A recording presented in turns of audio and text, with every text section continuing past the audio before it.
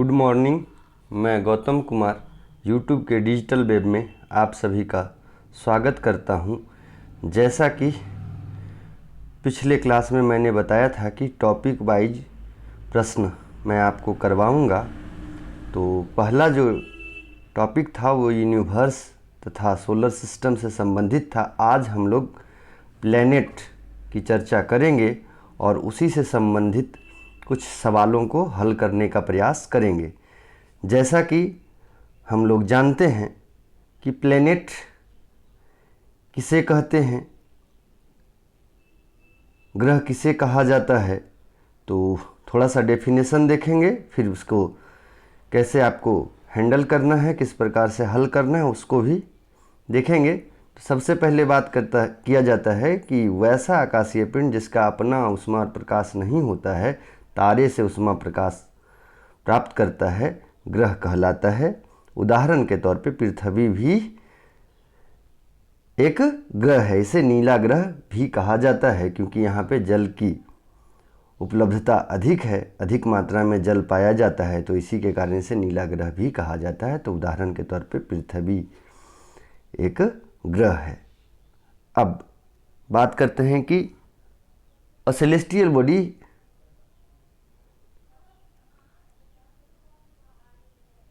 having no heat and light is known as planet. For example, Earth, where we live, is a planet. It is also called blue planet. अब बात किया जाए कि जो ग्रह है उसे दो वर्गों में वर्गीकृत किया जा सकता है या किया जाता है। तो planet can be classified into two groups on the basis of their position. When we talk about the planet, you can see asteroids belt. जब भी आप एस्टेरॉइड्स बेल्ट को देखते हैं तो एस्टेरॉइड्स क्या होता है ऑलरेडी मैं बता चुका हूँ। यहाँ पे देख लेते हैं कि क्षुद्र ग्रह क्या है, एस्टेरॉइड्स क्या है। There are numerous tiny bodies which also revolve around the sun just like a planet. They are called asteroids and they are found between the orbits of Mars and Jupiter. तो क्षुद्र ग्रह क्या है? चट्टानों के छोटे छोटे टुकड़े हैं जो मार्स एवं जुपिटर के मध्य में पाए जाते हैं, मार्स एवं जुपिटर की कक्षा के बीच में पाए जाते हैं। यहाँ पे आपको दिख भी रहा होगा कि ये जो है मार्स और जुपिटर के बीच में पाया जा रहा है। ये आपका मार्स और ये आप जुपिटर, इसके ही बीच में पाए जाते हैं, तो इसे क्षुद्र ग्रह कहा जाता है। अब बात आता है कि यहीं पे क्यों पाए जाते हैं। देखिए, मार्स का आकार छोटा है और जुपिटर का आकार क्या है? बड़ा है। तो ये चट्टानों के ही छोटे टुकड़े हैं, लेकिन यहाँ पे जुपिटर का आकार बड़ा होने के कारण इसके जो गुरुत्वाकर्षण है उसके कारण ये यहीं पे फंस गए हैं। तो ये हमेशा कहाँ पे पाए जाते हैं? तो मार्स और जुपिटर के मध्य में पाए जाते हैं। आपसे सवाल भी रहता है कि एस्टेरॉइड्स कहाँ पे पाए जाते हैं, किस ग्रह के कक्षा के बीच में पाए जाते हैं। तो याद रखिएगा, they are found between orbits of Mars and Jupiter. अब ये जो है ग्रह की जो वर्गीकरण की बात मैंने की है वो एस्टेरॉइड्स बेल्ट या उसके पोजीशन के आधार पे देखिएगा। एस्टेरॉइड्स बेल्ट को जब ध्यान से देखते हैं तो क्या होता है कि 4 ग्रह जो हैं वो इसके अंदर हैं, एस्टेरॉइड्स बेल्ट के अंदर हैं, 4 ग्रह इसके बाहर हैं। तो जो अंदर हैं उन्हें कहा जाता है इनर प्लैनेट। ठीक है, जो अंदर हैं वो इनर हो गए, इनर,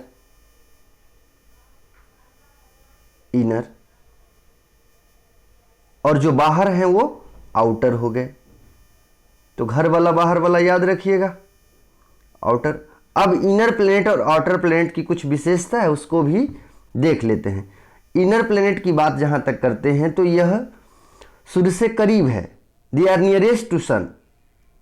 तो इनर प्लैनेट के बारे में कुछ पॉइंट देख लेते हैं।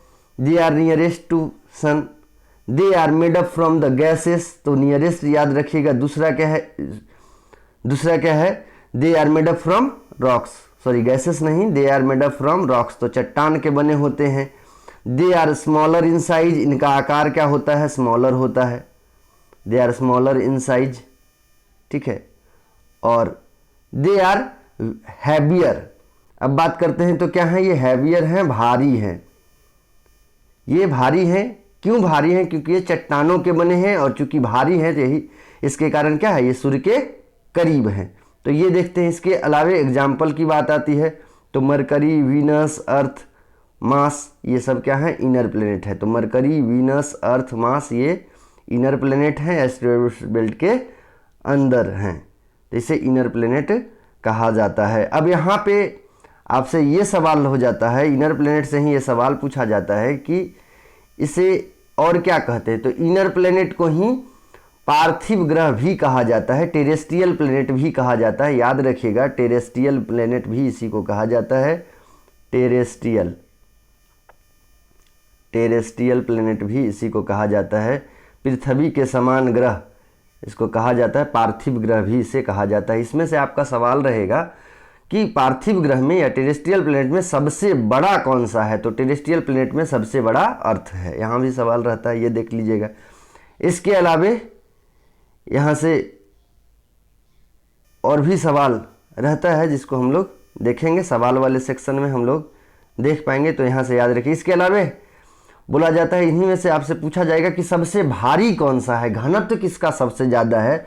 तो पृथ्वी का घनत्व सबसे ज़्यादा है, अर्थ का घनत्व सबसे ज़्यादा है, तो सबसे ज़्यादा घनत्व अर्थ का है। याद रखिएगा, अर्थ का घनत्व ज़्यादा है, कितना है तो 5.5 ग्राम सेंटीमीटर क्यूब।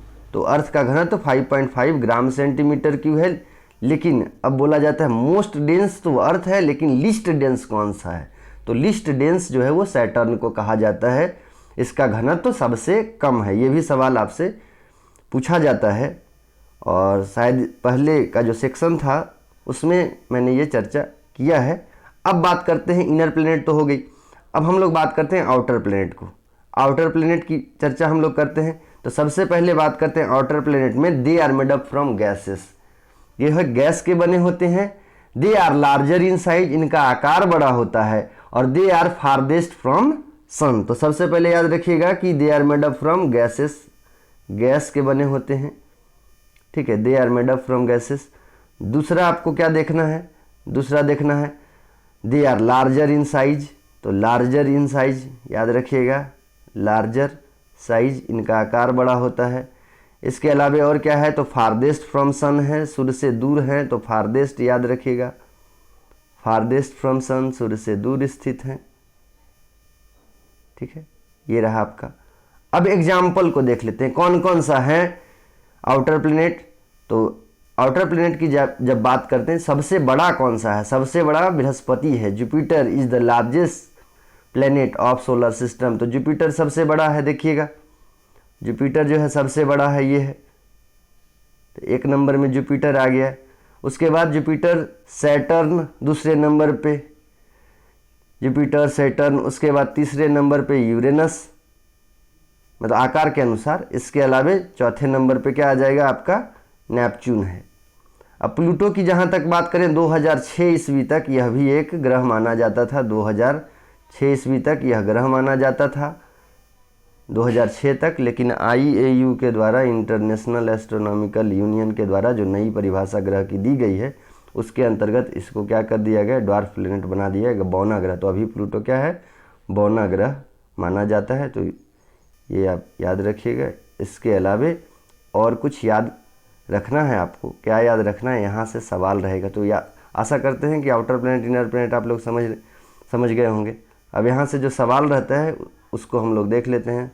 सवाल जो है कैसा सवाल रहता है, तो आपसे sequence of planet according to distance from sun आपसे पूछा जाता है कि आकार के अनुसार, ये सूर्य से दूरी के अनुसार ग्रहों का क्रम आप बताइए। तो sequence of planet according to distance from the sun, तो इसके लिए आपको याद रखना है एक सेंटेंस, उस सेंटेंस से आपका काम हो जाएगा। ये देखिए यहाँ पे है, my very efficient mother just served us 9 planet, ये लिखा हुआ है। तो 9 प्लेनेट, क्योंकि प्लूटो क्या हो गया, ड्वार्फ प्लेनेट हो गया है।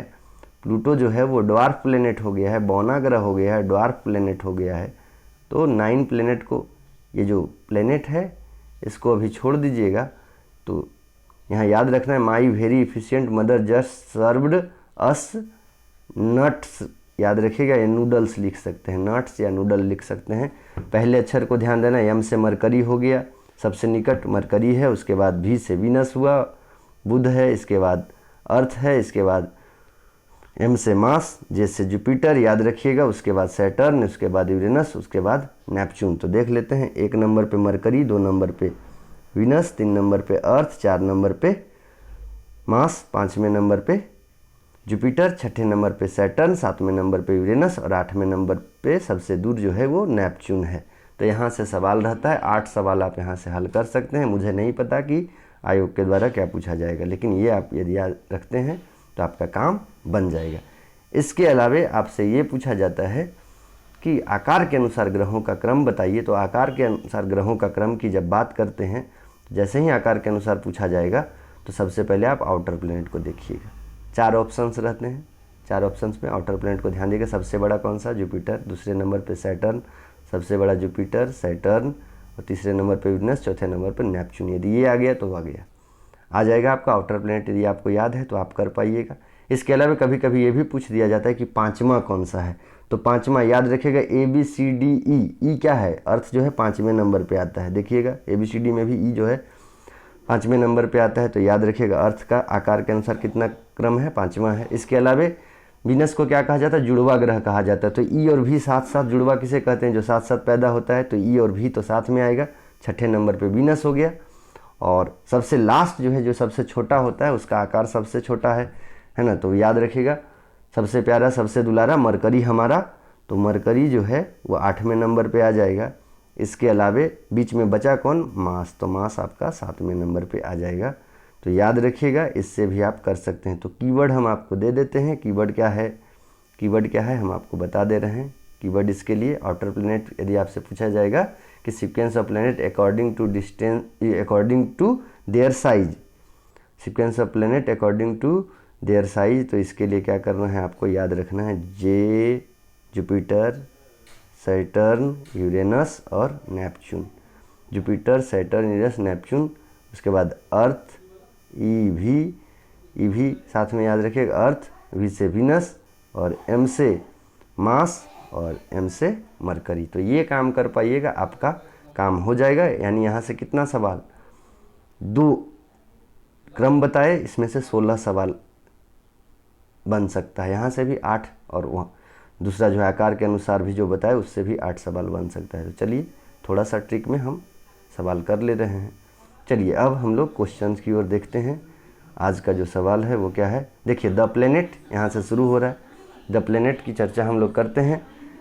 यहाँ पे आपका पहला सवाल क्या है? देखते हैं पहला सवाल। देखिए, सबसे पहला सवाल बन जाएगा आपसे, जो बताए हैं आपको उसी को ध्यान रखना है। Which of the following is the biggest planet? सबसे बड़ा ग्रह कौन है? आकार के अनुसार पूछा रहा है। Jupiter is the largest planet. याद करिएगा, पहला सवाल खत्म। नेक्स्ट आता है, what is the outer most layer? What is the temperature of outer most layer of sun? Outer most layer की बात करते हैं, सतह का जहाँ तक बात करें, जो हमेशा दिखाई पड़ता है उसको सतह कहा जाता है। फोटोस्फीयर का 6000 डिग्री सेंटीग्रेड बात करते हैं।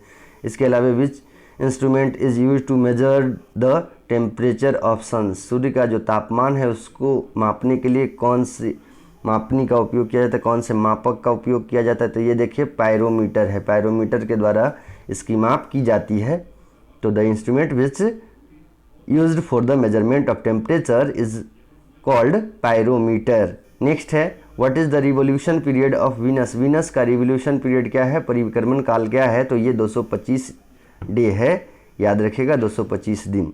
फोबोस नेक्स्ट है आपका 5वां नंबर का सवाल है। Phobos and Deimos are natural satellites of which planet? यानी कि किस प्लैनेट का उपग्रह फोबोस और डीमोस है?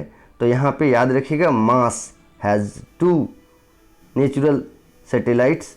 ठीक है, यहाँ पे सैटेलाइट्स की बात की जा रही है। तो Mars has 2 natural satellites, Phobos and Deimos. तो मास का है और डीमोस क्या है? तो smallest satellite of solar system है। तो याद रखिएगा, Deimos smallest of solar system है। स्मॉलेस्ट सैटेलाइट, ठीक है, स्मॉलेस्ट सैटेलाइट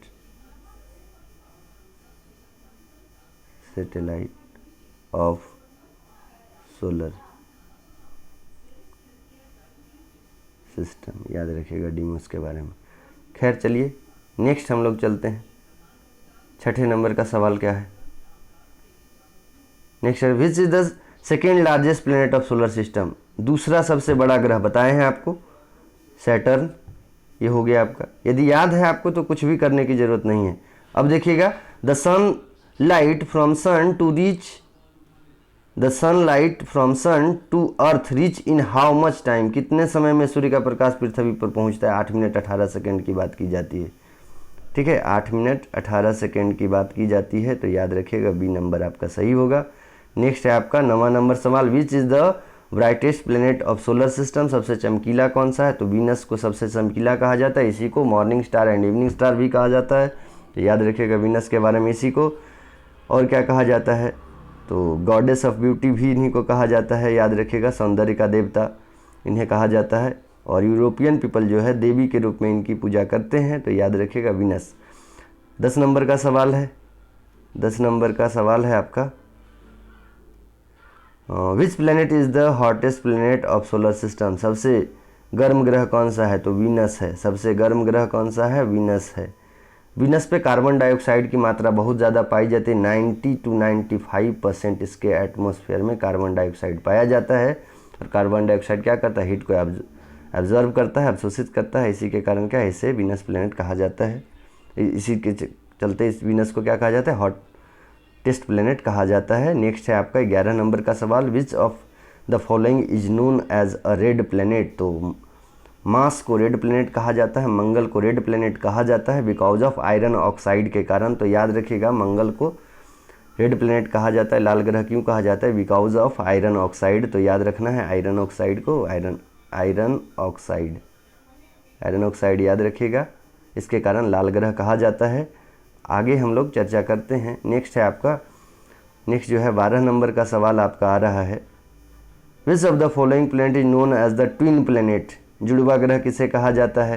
या पृथ्वी की भगनी किसे कहा जाता है? बहन किसे कहा जाता है? मौसी ग्रह कौन सी है? तो वीनस, याद रखिएगा वीनस को कहा जाता है अर्थ ट्विन।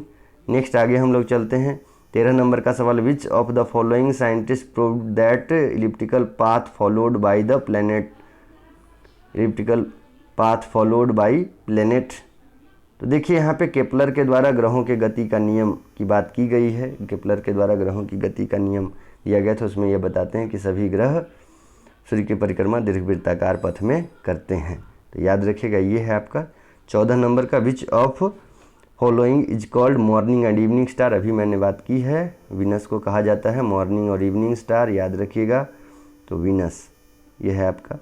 इसके अलावे which planet is nearest to sun, सबसे सूर्य से सबसे निकट कौन सा है? तो अभी मैंने बताया है, वो ट्रिक जो बताया उससे कर पाइएगा, मरकरी जो है सबसे निकट का है। नेक्स्ट 16 नंबर का सवाल है, planet such as Mercury, Venus, Earth and Mars are classified as, क्या इनको कहा जाता है? 4 ऑप्शन है आपका, देखिए टेरेस्ट्रियल प्लैनेट अभी मैंने बात की है, टेरेस्ट्रियल प्लैनेट इसको कहा जाता है। तो मरकरी, वीनस, अर्थ और मार्स को क्या कहते हैं? टेरेस्ट्रियल प्लैनेट कहा जाता है, इसी को इनर प्लैनेट भी कहा जाता है। तो ऑप्शन देखिएगा यहाँ पे टेरेस्ट्रियल प्लैनेट दिया गया है, पृथ्व्याकार बोला जाता है इसको, टेरेस्ट्रियल प्लैनेट 16 नंबर का है। इसके अलावा 17 नंबर चलते हैं, in solar system 7th planet of sun in order, तो याद रखिएगा 7 नंबर कौन सा है? चौथे नंबर पे मार्स है, 5वें नंबर पे क्या है? दूरी के अनुसार 5वें नंबर पे आपका जुपिटर, उसके बाद 6ठे नंबर पे सैटर्न, 7वें नंबर पे यूरेनस है, ये आपका सही हो गया 18 नंबर। नेक्स्ट हम लोग देखते हैं 18 नंबर का, इन सोलर सिस्टम 6 लार्जेस्ट प्लैनेट कौन सा है? 6ठा सबसे बड़ा ग्रह आपसे पूछा जा रहा है। तो 4 कौन था? 4 तो आपको पता है, outer planet Jupiter, Saturn, Uranus, Neptune, ये तो आपको बताए हैं, ये ट्रिक से आपका काम करेगा। इसके अलावा 5वें नंबर पे अर्थ है, और 6ठे नंबर पे कौन सा है? 6ठे नंबर पे वीनस है, यहाँ पे वीनस है, 18 का ए सही हो जाएगा। देखिए यदि आपको कॉन्सेप्ट पता है तो आप कर पाइएगा, और कोई भी सवाल गलत होने का चांसेस है नहीं। इसके अलावा और क्या है, 19th नंबर जो सवाल है उसको देखते हैं, ये क्या बोला जा रहा है, considering facts about solar system, planet such as Jupiter, Saturn, Uranus and Neptune are classified as, मतलब कि ये बोला जा रहा है कि सोलर सिस्टम में जो क्लासिफिकेशन किया गया उसके आधार पे जुपिटर, सैटर्न, यूरेनस और नेपच्यून जो है किस कैटेगरी में आते हैं। यहाँ पे 4 ऑप्शन है। ये देखिए, चूँकि आकार इनका बड़ा होता है तो इसे जोबियन प्लेनेट भी कहा जाता है, तो याद रखिएगा जोबियन प्लेनेट, आउटर प्लेनेट या जोबियन प्लेनेट। क्योंकि आकार बड़ा है इसीलिए इसको दैत्याकार भी बोला जाता है, दैत्याकार बोला जाता है या जोबियन प्लेनेट कहा जाता है। तो जुपिटर, सैटर्न, यूरेनस और नेपच्यून किस कैटेगरी के अंतर्गत आते हैं, तो they are classified as jovian planet. ठीक है, ये रहा आपका। तो आशा करते हैं कि ये आपको समझ में आया होगा और मेरे द्वारा जो बताया गया है उससे यदि आप सहमत नहीं हैं, यदि आपको कुछ लगता है कि और जानना है तो आप फ्री हैं पूछने के लिए, तो feel free to ask any doubts और कमेंट कर सकते हैं, सवाल पूछ सकते हैं। धन्यवाद। आप सभी को मिलते हैं नेक्स्ट क्लास में नए प्रश्नों के साथ। जोहार आप सभी को।